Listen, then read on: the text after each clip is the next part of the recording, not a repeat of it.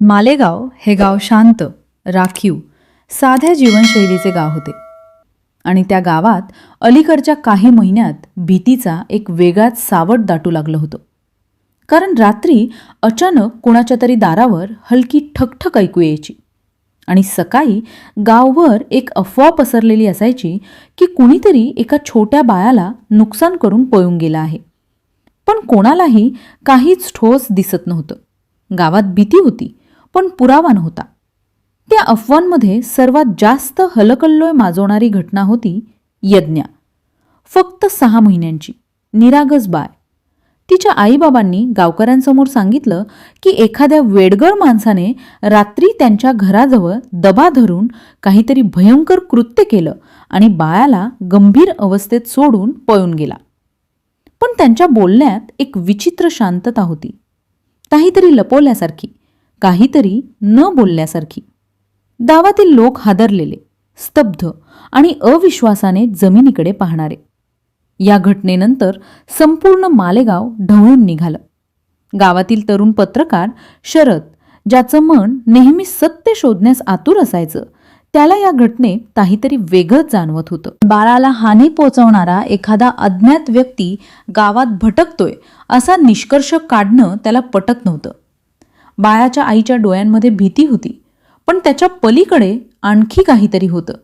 जणू ती स्वतःच कोणत्या तरी जाळ्यात अडकलेली. शरद त्या घराजवळ गेला तेव्हा दार अर्धवट उघडं होतं. घरात शांतता, सगळं अस्ताव्यस्त, पण कुठेही तुटापुटीचा मागमूस नव्हता. हे सगळं त्याला अधिकच संशयास्पद वाटलं. यज्ञाच्या आईचं नाव होतं कविता आणि वडील दीपक.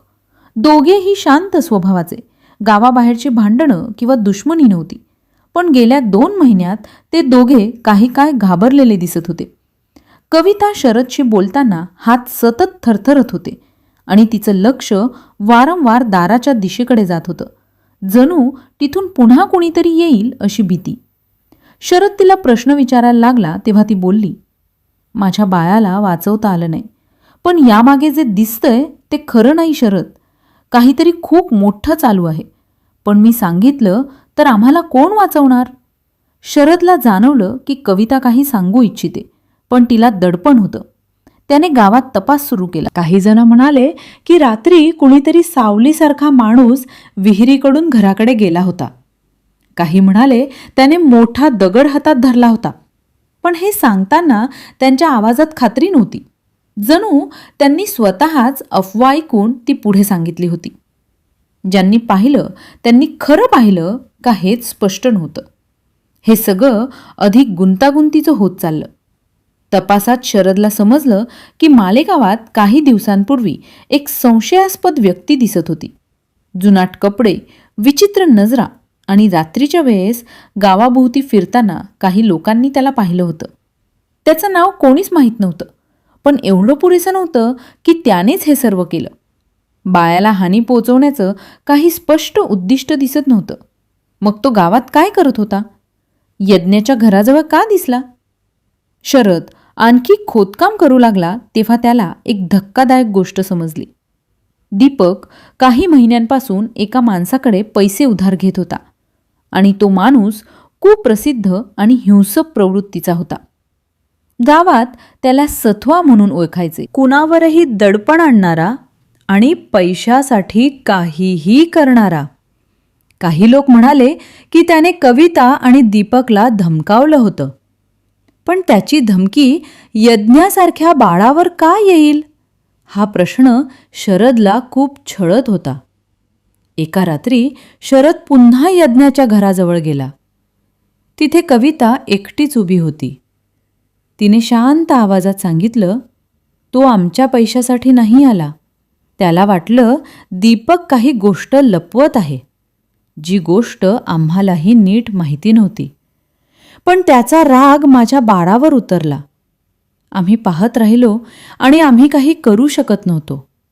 तिच्या आवाजात एक तुटलेली कडवटता होती आणि त्या क्षणी शरदला उमगलं की यामागे गावाबाहेरील एखादा गुन्हेगार नाही, तर गावातल्या लालसेचा, गैरसमजाचा आणि भीतीच्या चक्राचा परिणाम आहे.